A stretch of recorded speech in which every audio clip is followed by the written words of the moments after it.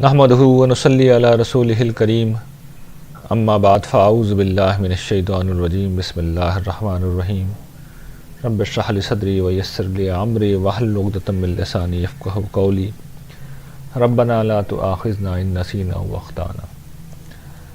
حاضرین گرامی قدر، آخرت کی زندگی کے حوالے سے آج چوتھے اور آخری لیکچر میں ہم جنت کی تفصیل پڑھیں گے۔ یہ جنت قرآن مجید میں اللہ کے نیک بندوں کے لیے انعام کی جگہ کے طور پر بیان کی گئی جگہ کا نام ہے۔ اس کا لفظی مطلب جیسا کہ قرآن مجید کے بعض اسماء سے واضح ہے کہ جنت، فردوس، روضہ یعنی ایک باغ ہے، باغ کی ایک تعبیر ہے جو اللہ تعالیٰ نے اختیار کی ہے، اور یہی بات قرآن مجید کی دیگر اصطلاحات جنات النعیم، جنات عدن، جنات الخلد، جنت الماوا، اس طرح کی تعبیرات سے بھی ظاہر ہے کہ جنات یا جنت کا جو لفظ ہے وہ یہ بتا رہا ہے کہ باغوں کی تعبیر ہے جو اللہ تعالیٰ نے مقام نعمت کے طور پہ کی ہے۔ اس کی وجہ یہ ہے کہ سب سے عمدہ رہائش جو اہل عرب، جو صحرا نشین تھے، ان کے نزدیک وہی تھی جہاں پر درخت لگے ہوئے ہوں اور اس کے نیچے سے پانی بہہ رہا ہو۔ تو قرآن مجید نے جو سب سے مشہور تعبیر اختیار کی کہ جنات تجری من تحتها الانہار، کہ وہ باغ جن کے نیچے نہریں بہتی ہیں، آپ جانتے ہیں یہی تعبیر قرآن مجید نے اختیار کی ہے۔ لیکن دار السلام کہہ کر، دار الخلد کہہ کے قرآن مجید نے، اور عیشۃ راضیہ کہہ کے قرآن مجید نے یہ واضح کیا کہ یہ امن کا گھر ہے، سلامتی کا گھر ہے، ہمیشگی کا گھر ہے، یہ دل پسند عیش کا گھر ہے۔ تو قرآن مجید کے نزدیک یوں نہیں ہے صورتحال کہ کوئی باغ ہے، وہ صرف وہاں ہر چیز ہے، وہاں ہر نعمت ہے۔ لیکن جو اہل عرب کے نزدیک، یعنی جس مفہوم میں ہم جنت بولتے ہیں، مقام نعمت، اس کا تصور اصل میں ایک باغ ہی ہوتا تھا۔ تو قرآن نے اس تعبیر کو لے لیا، یوں نہیں ہے کہ جنت سوائے باغ کے کچھ نہیں ہوگا۔ قرآن مجید میں اس کی جو تفصیل آتی ہے اس سے محسوس یہ ہوتا ہے کہ انسانی نفسیات کو اگر سامنے رکھا جائے اور انسانی ضروریات کو سامنے رکھا جائے، انسانی شخصیت کو سامنے رکھا جائے، تو 5 پہلوؤں سے خدا کے انعام کی جگہ محسوس ہوتی ہے۔ ان کی تفصیل انشاءاللہ ہم اب دیکھیں گے کہ ابدیت، عافیت وہاں پہ ہوگی، ابدیت و عافیت ہے، یعنی ہمیشگی کی زندگی بھی ہے اور پناہ و تحفظ بھی ہے۔ نمبر 2 تسکین و طمانینت ہے، فل سیٹسفیکشن ہے۔ نمبر 3 لا محدود عیش و لذت، یعنی انسان آگے بڑھ کے عیش چاہتا ہے، لذت چاہتا ہے، یعنی ضروریات کے بعد وہ آگے بڑھتا ہے، تو یہ بھی ہوگی۔ اس کے بعد نمبر 4 انسان کی انانیت یہ چاہتی ہے کہ وہ کوئی اہم شخص ہو، اقتدار ہو، بادشاہ ہو، یہ بھی ملے گا۔ نمبر 5 انسان کی نفسیات یہ کہتی ہے کہ وہ ایک روحانی وجود ہے، تو اسے وہ ماحول بھی چاہیے جہاں روحانیت ہو، اور وہ بندہ ہے تو اسے اپنے رب کا قرب بھی چاہیے، اس کی رضا بھی چاہیے۔ یہ ساری چیزیں جنت میں اللہ تعالیٰ نے جمع کر دی گئی ہیں، اور یہی وہ 5 پہلو ہیں جو انسان کی خوشی و مسرت کے ضامن ہیں۔ پہلی چیز یعنی مقام ابدیت کے پہلو سے دیکھیں تو جنت کی کامیابی کا مطلب ہمیشہ کی زندگی اور عافیت کا حصول ہے۔ یعنی انسان کا پہلا مسئلہ یہ ہوتا ہے کہ موت کے مسئلے سے اسے نجات ملے، اور اسی طرح جو زندگی کے مسائل ہیں، دکھ ہیں، پریشانیاں ہیں، تو قرآن نے سب کے لیے جامع تعبیر اختیار کی ہے، لا خوف علیہم ولا ہم یحزنون۔ نہ ماضی کا کوئی پچھتاوا ہوگا، نہ مستقبل کا کوئی اندیشہ ہوگا۔ اور جو قرآن مجید میں بیان ہوا ہے واقعہ کہ اہل جنت جو ہے وہ جب حشر میں ہوں گے تو وہ بار بار جہنم سے پناہ مانگ رہے ہوں گے، تو سب سے بڑی جو نعمت وہاں پہ پہلی انہیں دی جائے گی وہ جہنم سے انہیں تحفظ دیا جائے گا، اس لیے کہ جہنم کی آگ، جہنم کا ہول، اس کی پریشانی وہ سب سے بڑی مصیبت ہوگی۔ یعنی دنیا کے جو مسائل ہمیں بہت بڑے لگتے ہیں، اس روز اس جہنم کے مقابلے میں کچھ بھی نہیں لگیں گے، اس لیے کہ وہ ساری مصیبتیں وہاں پہ جمع ہوں گی۔ ہر چیز جس کا تصور کیا جا سکتا ہے، جو دکھ، غم، الم، پریشانی کا باعث ہے، وہ جہنم میں ہوگی، تو اس سے پناہ دی جائے گی۔ پھر اس کے بعد جنت میں انہیں ہمیشگی کی زندگی دی جائے گی۔ شجرۃ الخلد جو قرآن مجید میں سورۃ طہ میں بیان ہوا ہے کہ شیطان نے یہی بات کہی تھی کہ یہ درخت تم اس کا ذائقہ چکھ لو تو تمہیں ہمیشگی کی زندگی مل جائے گی، اسے کھا کر تم ہمیشگی کی زندگی پالو گے۔ تو وہ شجرۃ الخلد وہ جنت ہے جو اسے حاصل کرنا ہے، اور اس کا طریقہ یہ ہے کہ اس دنیا میں رب کی نافرمانی سے بچا جائے۔ دوسرا پہلو جنت کا وہ یہ کہ فل سیٹسفیکشن، تسکین ہو، طمانینت ہو، اور قرآن مجید نے اس کو بھی بیان کیا کہ ضروریات کے پہلو سے، خواہشات کے پہلو سے جنت انسانوں کی تسکین و طمانینت کا مکمل سامان لیے ہوئے ہوگی۔ اس میں انسانوں کی ایک ضرورت خوبصورتی ہے، جوانی ہے، پر رونق چہرے ہیں، تو وہ انسان کو ملیں گے۔ پھر ازواجی زندگی، انسان دیکھیے تنہا خوش نہیں رہ سکتا، اس سے صنف مخالف کا ساتھ چاہیے، اسی طرح ہم پیدا کیے گئے ہیں۔ تو اللہ تعالیٰ بتاتے ہیں کہ یہ پاکیزہ جوڑے ہوں گے، ازواج مطہرہ، اور اس کا مطلب صرف بیویاں نہیں ہے، مرد عورت دونوں، عورتوں کے لیے مرد، مردوں کے لیے عورتیں، پاکیزہ جوڑے ہوں گے، اور یہ ہر پہلو سے پاکیزہ ہوں گے، جسمانی پہلو سے بھی پاکیزہ ہوں گے اور اپنی نفسیات میں بھی پاکیزہ ہوں گے۔ یعنی یہ چیز بڑی اہم ہے کہ نفسیاتی طور پہ بھی لوگوں میں بڑی کمزوریاں، خرابیاں ہوتی ہیں جو ایک دوسرے کی زندگی میں زہر گھلتی رہتی ہیں، یہ بھی نہیں ہوں گی، اور جسمانی طور پہ بھی جو نجاستیں ہیں وہ بھی نہیں ہوں گی، تو مکمل پاکیزگی ہوگی۔ اور پھر وہاں پر جو ایک اور چیز جو انسان کی بڑی خواہش ہے کہ دیکھیے ہم یہ چاہتے ہیں ہمارا خاندان ہمارے ساتھ ہو، ہمارے بچے ہمارے ساتھ ہوں، والدین ہمارے ساتھ ہوں، تو ہمارا آپ کا اجر کم کیے بغیر، یعنی آپ کا نیک لوگوں کا اجر کم کیے بغیر ان رشتہ داروں کو جو درجے میں ان سے کم ہوں گے ان سے ملا دیا جائے گا۔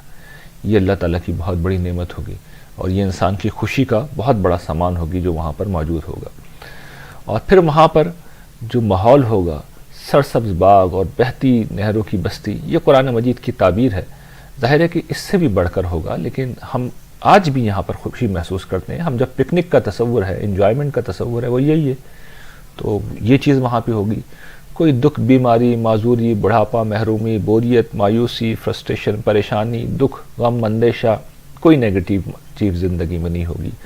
ماضی کا ہر غم، ہر پچھتاوا یعنی وہاں پہ ختم ہو چکا ہوگا، اور مستقبل کا ہر خوف، ہر اندیشہ وہاں پہ ختم ہو چکا ہوگا، اور ہر طرح کی دلچسپیاں ہوں گی، رنگا رنگ محفلیں ہوں گی، خوبصورتیاں ہوں گی، یعنی آنکھوں کو لبا دینے والے منظر ہوں گے، جسم و جاں کو منور کر دینے والی، یعنی ان کو دل کو خوشیوں سے، اطمینان سے بھر دینے والی راحتیں ہوں گی، لذتیں ہوں گی، یعنی ہم سوچ نہیں سکتے۔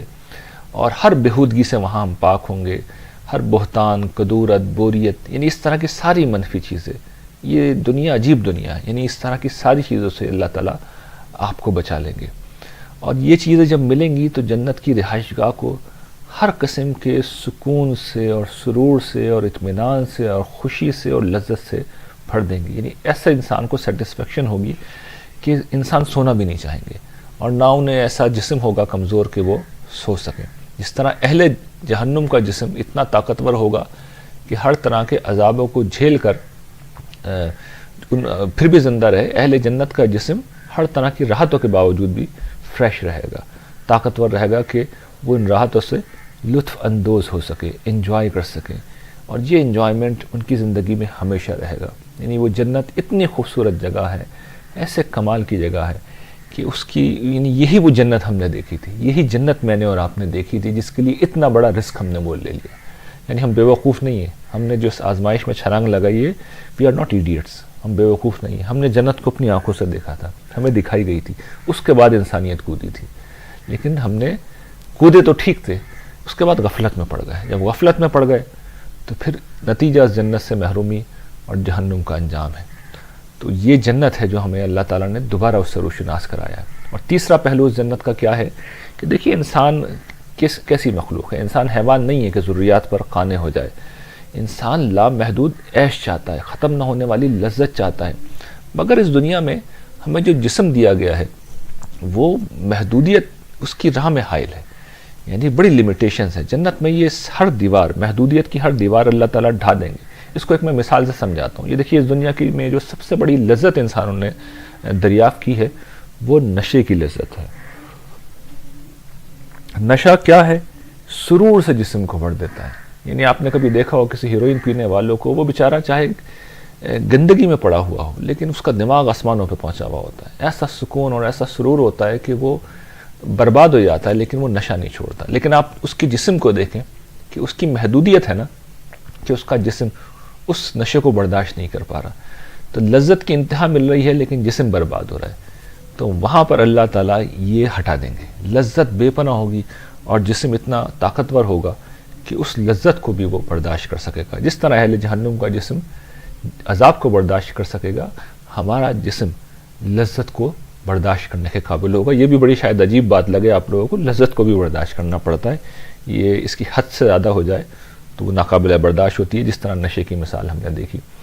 محدودیت کی مثال، کھانا وہاں برائے ضرورت نہیں ہوگا، برائے لذت ہوگا. یہاں تو آپ کھانا کھائیں پیٹ بھر جاتا ہے، ایک کھانا کھائیں بور ہو جاتے ہیں.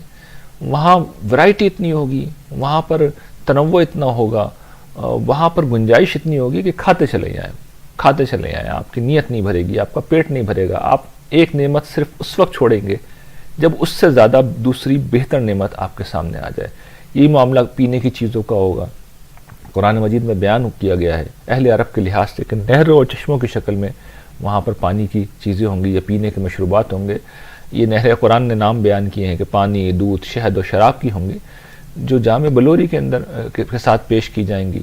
اور اہل جنت جہاں چاہیں گے ان چشموں کی شاخیں نکال کے لے جائیں گے. اور یہ سمجھیے خالص عرب کے پس منظر میں. اس کو کوئی یہ سمجھ لینا بھئی آج کے دور میں ہم نے بعض اچھے مشروب ڈسکور کر لیے ہیں، وہ ہم پیتے ہیں. تو قرآن مجید کا یعنی جو کچھ بیان کرتا ہے وہ آغاز ہے، وہ اس کے اولین مخاطبین کے لحاظ سے قرآن نے ایک تصور دیا ہے. یہ کوئی جنت کی انتہا نہیں ہے. بعض بیوقوف اور نادان لوگ کہتے ہیں کہ بھئی اگر یہی جنت ہے شراب کی نہر تو ہمیں نہیں چاہیے. نہیں، یہ ان لوگوں کو سمجھانے کے لیے بات کہی گئی تھی. یہ ایسا ہی ہے جیسے آپ کسی پرانے زمانے کے آدمی کو اگر موجودہ دنیا کا نقشہ سمجھانا چاہیں تو یہی کہیں گے کہ بھئی چراغ ہوں گے، ایسے چراغ ہوں گے جن میں آپ کو تیل ڈالنے کی ضرورت نہیں ہوگی، اور ایسے چراغ ہوں گے جو رات کو دن کی طرح منور کر دیں گے، روشن کر دیں گے. اب ہم جانتے ہیں ہماری راتیں اب کس طرح روشن ہیں. رات کے وقت ہم جانتے ہیں کرکٹ کے میچ لوگ اب کھیلتے ہیں، فٹ بال کے میچ کھیلتے ہیں. تو یہ نعمتیں گویا کہ تصور دلانے کے لیے ہیں. اس زمانے میں جو لذت کا ایک انتہائی تصور تھا، جو ذائقے کا انتہائی تصور تھا، قرآن نے اس سے انٹروڈیوس کرایا ہے کہ جو تمہارے لیے نعمتوں کی انتہا ہے وہ سب وہاں پہ ہوگی، لیکن وہ آغاز ہے. وہ آغاز ہے. یہ بات میں اور آگے واضح کروں گا، لیکن بتانا یہ مقصود ہے کہ وہاں پہ شراب ہے، دودھ ہے، شہد ہے، پانی ہے، ہر چیز شاندار آخری درجے کی کوالٹی میں آپ کو پیش کیا جائے گا. پھر اس کے بعد ہر طرح کے پھل درختوں پر لٹکے ہوں گے. اہل عرب کے لیے چونکہ یہ بہت بڑی اٹریکشن تھی تو قرآن مجید نے اسے بیان کیا ہے کہ وہ اس طرح ہوں گے کہ ان کے خوشے ان کی دسترس میں ہوں گے. جب وہ چاہیں گے تو ان کے پھل ان کے قریب آ جائیں گے، یعنی وہ اشارہ کریں گے اور شاخ ان کی طرف جھک جائے گی. اور جب وہ نوالا لیں گے تو ہر نوالے میں اس پھل کا ذائقہ بدل جائے گا. یہ بھی ایک دلچسپ چیز قرآن مجید نے بیان کی ہے. اور بتانا یہ مقصود ہے کہ وہ جو ورائٹی ہے وہ کبھی ختم نہیں ہوگی، کیونکہ دیکھیں انسان یکسانیت سے بور ہو جاتا ہے. تو قرآن مجید نے اس کی طرف توجہ دلائی ہے کہ جہاں پر ہر نعمت، ہر خواہش آخری درجے پر پوری کی جائے گی، ورائٹی ہوگی. یعنی یہ جو چیزیں آپ کے سامنے ہیں یہ انسانوں کے لیے، انسانوں نے جو عیش کا نقشہ بنایا ہے وہ یہی بنایا ہے. تو اللہ تعالیٰ کہتے ہیں یہ نقشہ تم نے بنایا ہے، اس کے لیے تم آخرت کو چھوڑتے ہو، اس کے لیے مجھے فراموش کرتے ہو. احمقو کو یہ سب کچھ موجود ہے، ہوگا اس سے بھی زیادہ، لیکن تمہارا معیار یہ تو چلو یہ بھی موجود ہے، اس کے خاطر تم میری عبادت کو چھوڑتے ہو، میری پرستش کو چھوڑتے ہو. تو توجہ قرآن مجید نے اصل میں یہ دلائی ہے. مراد یہی نہیں ہے کہ یہ جنت کی نعمتوں کی انتہا ہوگی. اور پھر اگلی چیز ابدی بادشاہی، یعنی انسانوں کی انانیت یہ چاہتی ہے کہ ان کی کوئی اہمیت ہو، کوئی مقام ہو. تو قرآن یہ کہتے کہ وَإِذَا رَأَيْتَ ثَمَّ رَأَيْتَ نَعِيمًا وَمُلْكًا كَبِيرًا، تم دیکھو گے جہاں دیکھو گے وہاں نعمت و بڑی بادشاہی ہوگی. تو انسان بے شک ابدیت چاہتا ہے، تسکین و طمانینت چاہتا ہے، عیش و لذت چاہتا ہے، مگر اس کی انانیت حکمرانی و شہنشاہی بھی چاہتی ہے. یہ بات ہے جو میں نے یہاں واضح کی ہے. تو اس بادشاہی کے سارے لوازم قرآن مجید بیان کرتا ہے، وہاں پہ مہیا کیے جائیں گے. اس میں اس دور میں جو تھا ایک تاج تھا، تخت تھا، تو قرآن مجید اس تخت و تاج کو بیان کرتا ہے کہ وہاں پر وہ بٹھائے جائیں گے. یعنی ہمارے یہاں جو اس دور میں تو یہ تصور نہیں ہے، لیکن زمانہ قدیم میں بادشاہ تخت و تاج استعمال کرتے تھے، تخت پہ بیٹھتے تھے اور تاج پہنتے تھے. اور اسی طرح کنگن سونے چاندی کے وہ پہنتے تھے، تو قرآن مجید اس کو بھی بیان کرتا ہے. اسی طرح ان کے حضور میں مستعد غلاموں کے لشکر ہوتے تھے اور ریشمی لباس ہوتے تھے اور سونے چاندی کے برتن ان کو کھانے پینے کے لیے دیے جاتے تھے. تو قرآن مجید نے اس کو بھی بیان کیا ہے کہ یہ بادشاہی انہیں وہاں پہ نصیب کی جائے گی.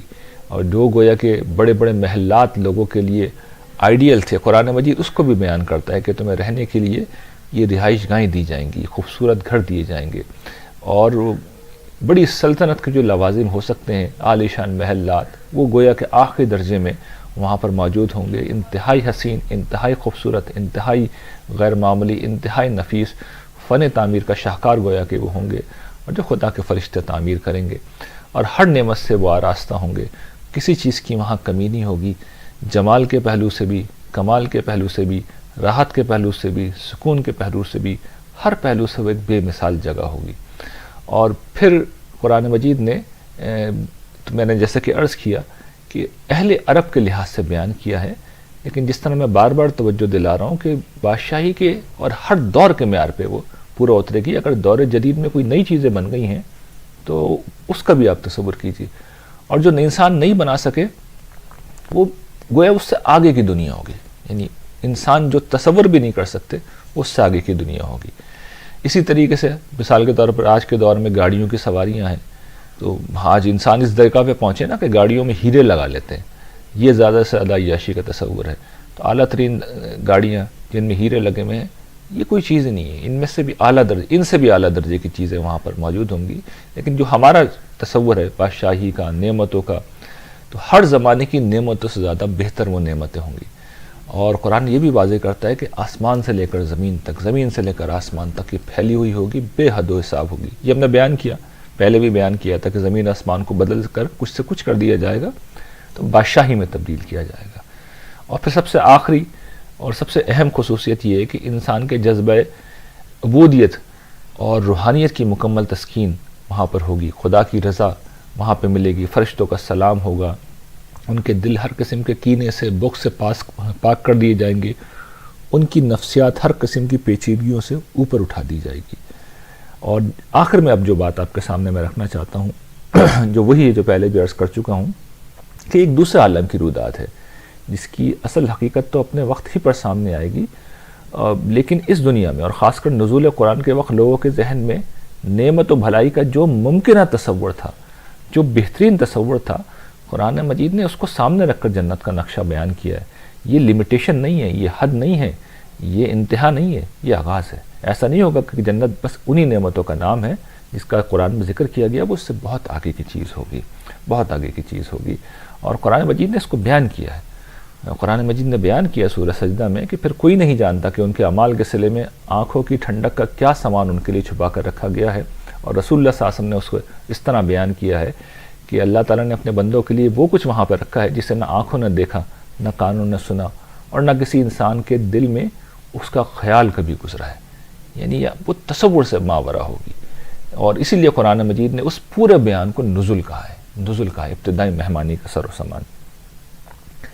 اور جو سب سے اہم بات ہے کہ دیکھیے یہ وہ جنت ہے جس کا تعارف قرآن مجید نے کرایا ہے، تو ساتھ میں یہ بھی بتایا کہ دیکھو یہ اس دنیا کا جوڑا ہے، یہاں تمہارا امتحان ہو رہا ہے. اور اللہ تعالیٰ دیکھنا چاہتے ہیں کہ کون ہے جو بن دیکھے عمل کرتا ہے. اس لیے کہ ایک دن آ رہا ہے جب یہ حسین دنیا ایک چٹیل میدان میں تبدیل کر دی جائے گی اور زمین کو کوٹ کوٹ کر برابر کر دیا جائے گا. اور اس کے بعد پھر کبھی ختم نہ ہونے والا عذاب ہوگا یا پھر ختم نہ ہونے والی ابدی جنت ہوگی. تو فطری طور پہ انسان اسی جنت کی طرف ہمیں جانا چاہیے نا، جس کے لیے ہم نے یہ ساری سمجھے کہ اس پوری ہم نے مشکل میں چھلانگ لگائی، یہ چیلنج قبول کیا. تو خواہش تو ہمارے اندر ہے، پیدا ہوئی اس وقت بھی تھی، ابھی بھی ہے، اور یہ یقیناً یہ لیکچر دیکھ کر سن کر پیدا ہو رہی ہوگی. لیکن اہم بات کیا ہے، یہ آرزو پیدا ہونا بڑی چیز ہے، لیکن جو بات شاعر نے کہی ہے، یہ آرزو بھی بڑی چیز ہے مگر ہمدم، یہ آرزو بھی بڑی چیز ہے مگر ہمدم، وصال یار فقط آرزو کی بات نہیں. یہ خواہش سے نہیں ہوتا. اس کے لیے کیا ضروری ہے کہ مطلوب دینداری اختیار کی جائے. اس کو قرآن نے جب بیان کیا تو 4 لفظوں میں کھول دیا، قد افلح من تزکا، فلاح پا گیا وہ شخص جس نے پاکیزگی اختیار کی. اور یہ پاکیزگی 3 پہلو سے ہے، ایمان کی، اخلاق و شریعت، اور حق کی تلقین اور نصرت دین. یہ راستہ ہے جو قرآن مجید بیان کرتا ہے، اور اس میں سے کوئی لفظ میرا نہیں ہے، کوئی لفظ میرا نہیں ہے، ساری قرآن مجید کی تعبیرات ہے. یہ میرا کوئی اجتہاد نہیں ہے جو میں آپ کے سامنے رکھ رہا ہوں، یہ قرآن مجید نے کہا ہے. اور اس کے برعکس میں اور آپ کہاں کھڑے میں وہ بھی میں آپ کے سامنے رکھ رہا ہوں۔ ہمارے یہاں کا مسلمان عام طور پر فرقہ واریت اور تعصب کا اسیر ہوتا ہے، کسی نہ کسی فرقے سے متعلق ہوتا ہے، اس کا کوئی تصور قرآن مجید میں نہیں ہے۔ ہم جب عمل صالح کرتے ہیں تو میں نے اپنی کتاب خدا بول رہا ہے میں جو ایک تعبیر اختیار کی ہے کہ، اور یہ جلیل القدر انبیاء کی تعبیر ہے، میری کیا تعبیر، کہ ہم برتن کو باہر سے دھوتے ہیں، یعنی اپنے جسم کو باہر سے اچھا بناتے ہیں، ہم ظاہری چیزیں اختیار کرتے ہیں، ہم ظاہری چیزوں کے پیچھے جاتے ہیں، ہمارا باطن ناپاک رہتا ہے، ایمان اخلاق کی جو روح ہے ہمارے اندر نہیں آتی، شریعت کے مطالبات جیسے ہیں ہم ان پہ عمل نہیں کرتے۔ ہم نے اپنی دینداری کا ایک اپنا نقشہ بنایا ہے جو قرآن مجید کے لیے اجنبی ہے، یہ ہم کرتے ہیں۔ اور میں نے پھر یہ اللہ تعالیٰ نے مجھے یہ سعادت بھی دی کہ اب اس پورے طریقے کو میں نے پڑھا بھی دیا ہے، اور اس میں اب انشاءاللہ ایمانیات کے بعد میں شریعت بھی پڑھا دوں گا۔ تو جو مطالبات ہیں سارے، یعنی وہ پورا راستہ ہے، اگر یہ راستہ آپ کے سامنے رکھا ہے تو اللہ تعالیٰ سے اس خادم کے لیے دعا کیجئے کہ اللہ تعالیٰ یہ خدمت بھی لے لے کہ وہ پورا راستہ بھی آپ لوگوں کے سامنے رکھ دے جو ایمان، اخلاق اور شریعت کا راستہ ہے۔ تو ہم باہر سے برتن کو دھو رہے ہیں اور دین یہاں سے ہمیں اپروچ کرتا ہے۔ اور پھر آخر چیز جو ہمارے یہاں معروف ہے دین کے نام پہ، وہ دوسروں پر ہم زبردستی دین ٹھوستے ہیں۔ یعنی دین کیا کہتا ہے؟ حق کی تلقین، توجہ دلا دیں آپ، اور کرنا ہے تو نصرت دین کریں، زور وہاں لگائیں۔ لوگوں کو ہمیں بدلنا نہیں ہے، بدلنا اپنے آپ کو ہے، لوگوں تک پہنچانا ہے، پوری قوت کے ساتھ پہنچانا ہے۔ اس کے بجائے ہم ٹھوستے ہیں۔ بھائی ٹھوسنا ہوتا تو اللہ تعالیٰ زبردستی کرنی ہوتی تو خود کر لیتے، افا انت تکرہ الناس حتی یکونوا مؤمنین، نہیں، یہ کرنا ہوتا خود کر لیتے۔ تو یہ بات سمجھ لینی چاہیے، نجات کا راستہ یہ ہے، فلاح کا راستہ یہ ہے، اور نجات فلاح جنت ہے۔ وآخر دعوانا ان الحمد للہ رب العالمین۔